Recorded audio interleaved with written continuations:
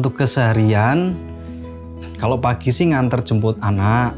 Kemudian kalau siang kayak gini biasanya dia minta ditemenin, kalau nggak main drum ya kadang gambar kayak gini, atau dia nonton TV, atau kadang teman-temannya main ke sini. Kalau malam ya sama istri kadang kita ngobrol.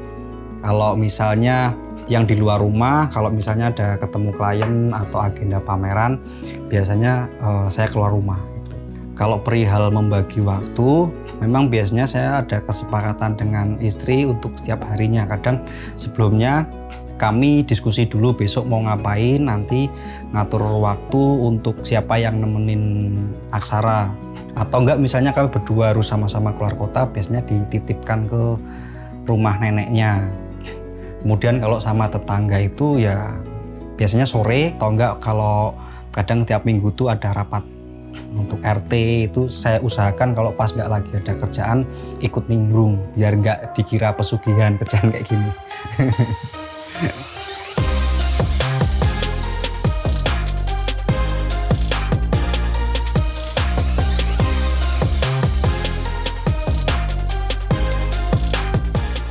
Kalau tim, kami nggak terlalu banyak merekrut teman-teman yang hanya sifatnya internal aja, yang misalnya membantu saya di bagian mural. Biasanya ada 3-4 eksekutor inti, sisanya kami beli pemain. Kemudian kalau di bidang desain grafis itu kan ada spesifikasi terkait dengan branding, logo, itu biasanya yang pegang Mas Brahma, yang memang mendirect untuk didesain produk dan segala macamnya. Kemudian kalau misalnya ada terkait dengan project-project turunan nih, misalnya dari mural, cafe, itu pengen dibuatkan stationery kayak buku menu dan segala macam, itu biasanya kami memakai jasa teman-teman yang sudah established. Karena saya memang sejak awal tuh nggak yang bener-bener kayak mereka karyawan, nggak, tapi kalau bisa saling kolaborasi atau memberikan kontribusi satu sama lain dengan teman-teman yang sudah eksis, kenapa enggak gitu. Dan tahun ini dari tahun 2021 kan akhirnya Hawk Studio menjadi PT ya.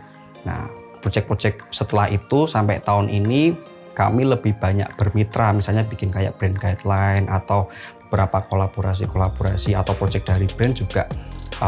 Kami memakai jasa teman-teman atau agensi lain untuk ikut berkontribusi juga.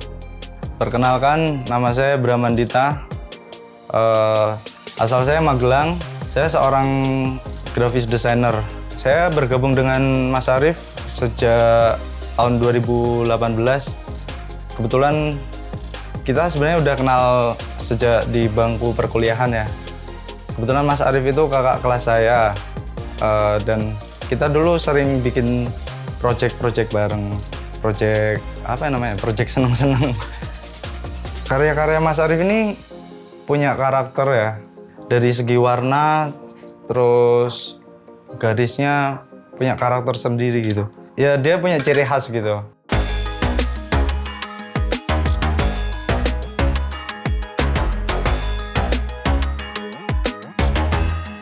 Kalau untuk style yang spesifik, maksudnya ada namanya, itu memang saya sendiri juga masih bingung ya. Sempat saya coba mau daftarkan nih, style ini memang agak susah karena proses berkarya saya itu benar-benar fleksibel, dan dari yang commission work yang dulunya generalis gitu kan memang masih meniru dengan style-style yang diberikan sama klien ya. Memang kami harus menuntut. Kemudian mulai awal membangun studio, kemudian mulai ada pergeseran dari yang generalis, kemudian menjadikan style yang biasa saya buat ini menjadi satu komoditas untuk industri. Banyak teman-teman itu akhirnya menyebutnya ya Hawk style atau Hokage style gitu, karena mereka juga banyak yang terinfluen untuk menggunakan karakter yang sering saya buat gitu.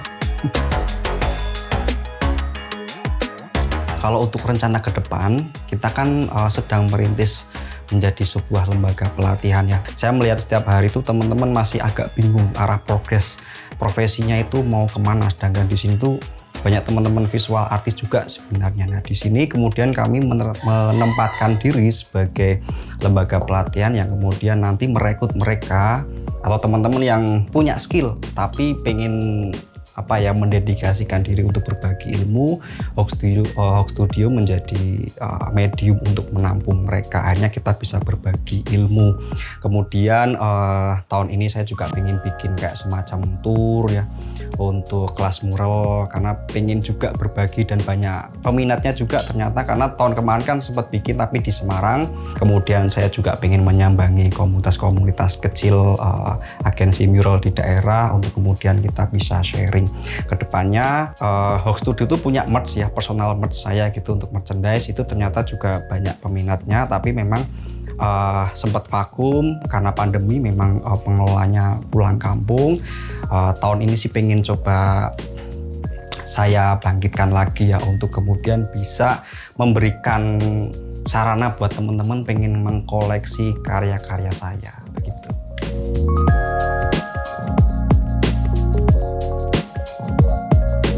Mungkin teman-teman atau lingkungan ya yang memang meragukan aktivitas seperti yang saya lakukan saat ini, atau mungkin saya mewakili teman-teman yang punya keresahan yang sama, yang memang sama-sama struggle dan membuktikan diri bahwa hidup di dunia visual itu memang tidaklah mudah. Namun yang biasanya sering saya sampaikan adalah bahwa ini pembuktian terkait dengan konsistensi, bahwa saya pengen membuktikan dari awal masuk kuliah, pengen menjadi guru besar seni rupa, pengen menjadi orang yang eksis dan jangan sampai pernah mati gitu ya di dunia kesenian.